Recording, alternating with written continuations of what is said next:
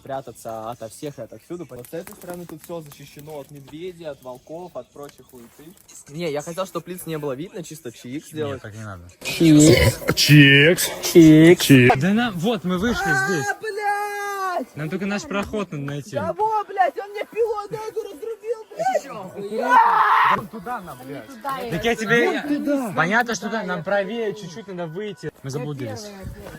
Мы заблудились. На меня еще и пиво пролили. Планы резко изменились, я лечу в Турцию. Колки падают на локучий Элли. Тебя вырвет, если попадешь на наши карусели. Welcome. Thank you so much. Мама выключила.